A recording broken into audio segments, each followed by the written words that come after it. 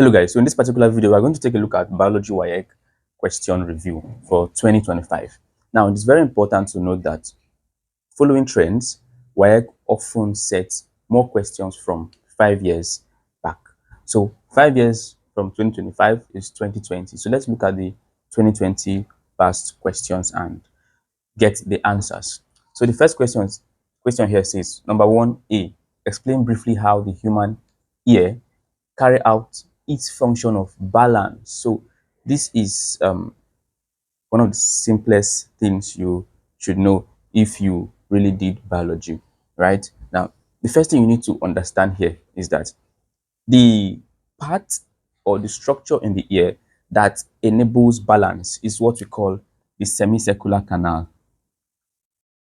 The semicircular canal. Now, this is what enables balance. So you cannot talk about balance without talking about the semicircular canal. Now, in the semicircular canal, it has the structure. Now, you can see that this looks like a tube. Now, inside this tube, there's what we call the endolymph, or it's like a fluid-like substance.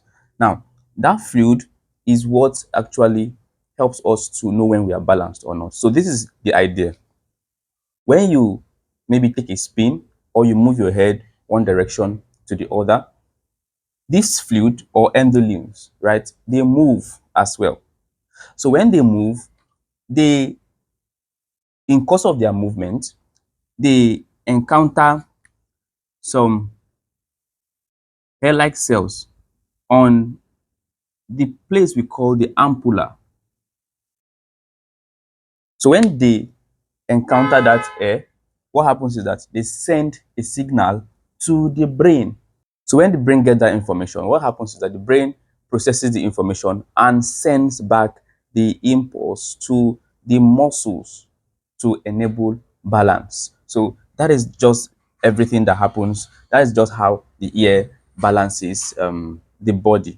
All right, so number 1B, it says make a drawing 8 to 10 cm long of the structure of the human ear and label fully. Now, I underlined the 8 to 10 cm because that is very important. That has to do with your size, the size of your diagram. And I believe that by now you should know how to size your diagram.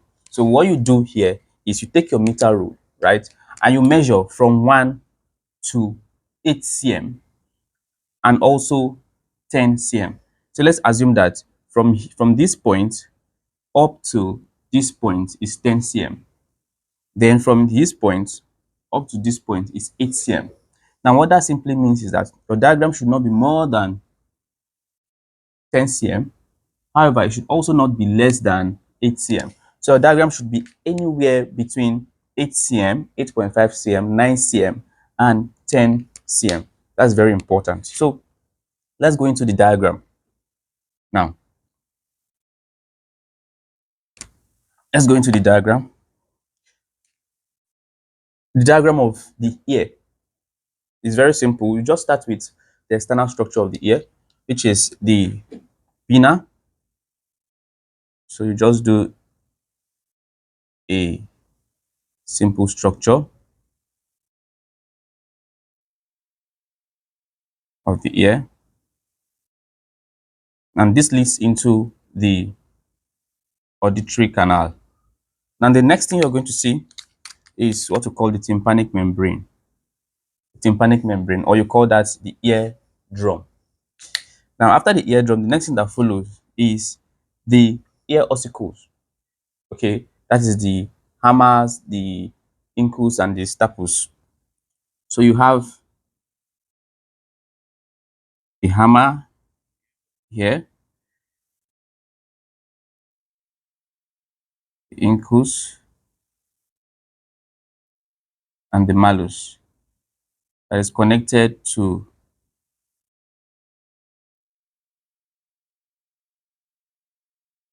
the semicircular canal.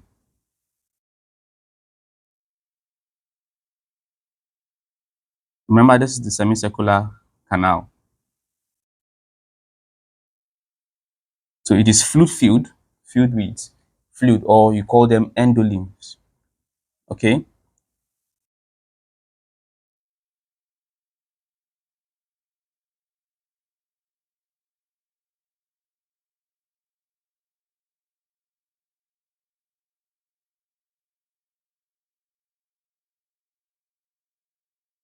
Okay, so that's it. Then it continues to the nerve ending that takes information and transduct information. That's transduction of information to the brain. Okay, so let's now do the labeling. Now there's another part that drains fluid that is connected to the truth. Okay, now this is just the basic structure of the human ear. Now let's make some labeling. So this is the pinna. This over here is the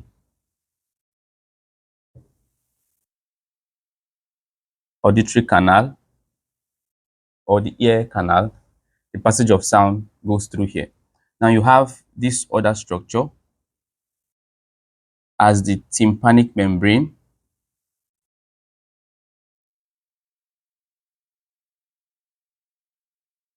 or you can say the eardrum.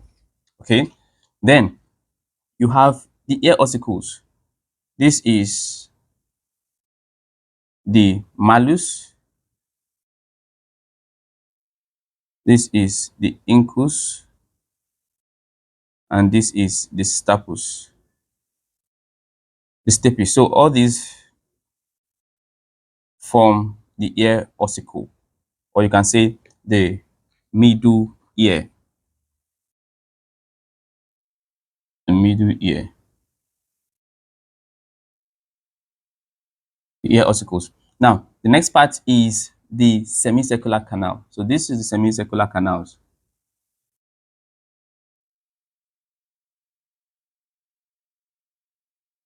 Semicircular canal. Okay. Now this is the auditory nerves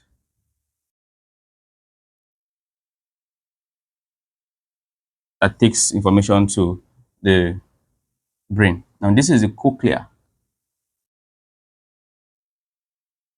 Then this finally is the eustachian tube that is connected to the throat and the pharynx. So this is just the answer for 1B. Very importantly, you must label your drawing. So it's very important. So after all this, below, sorry, the board is low, is small. Below your diagram, you must put your title. Your title, very important. So your title should be structure of human. Sorry, I'll get rid of this.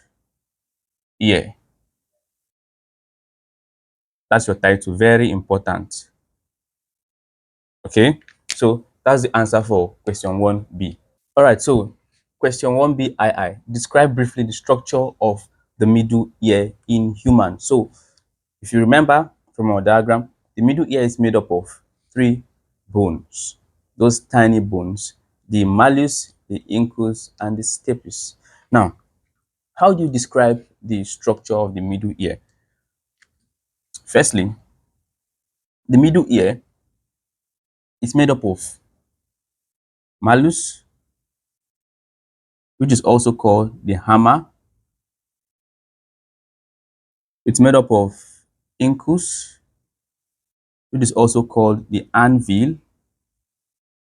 It's also made up of stapes, which is also called the stirrup. Okay, so this structure make up the middle ear. Now, the malleus, remember we drew the tympanic membrane, right? And we said that the malleus, which is the hammer, is connected to, is attached to um the eardrum. And so when sound hits on the eardrum, the hammer vibrates, or it takes a a type of movement that sends the sound across, that that amplifies the sound, sends the sound across to the inner part of the ear. Okay. Now, when you have the malleus, the incus, and the stirrup, and the stirrup is connected to the tympanic membrane. It's connected to the semicircular canal, rather, not tympanic membrane. It's connected to the semicircular canal. Okay, so this is the description of the inner ear. Also, in the inner ear, you find the eustachian tube that drains fluid to the throat. So you have eustachian tube,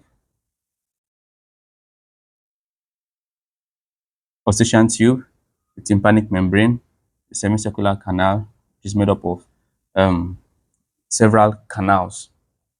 Okay, so that is the structure of the middle ear. All right, so number two, 2AI.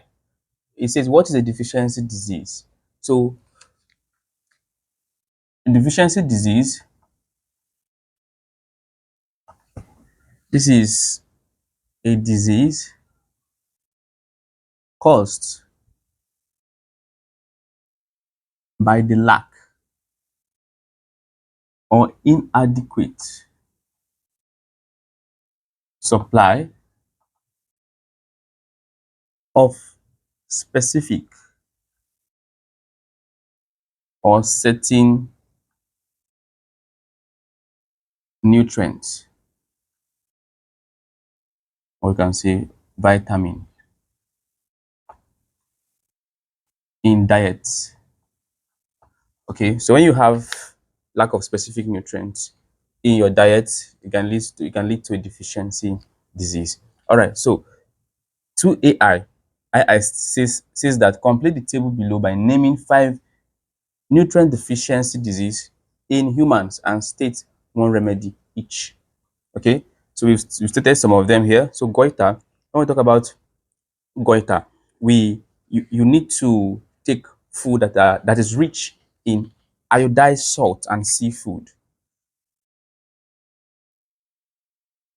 Iodized salt and seafood. Okay, now rickets. Rickets, you have to um, incorporate more of calcium, phosphorus, and vitamin D in your meal.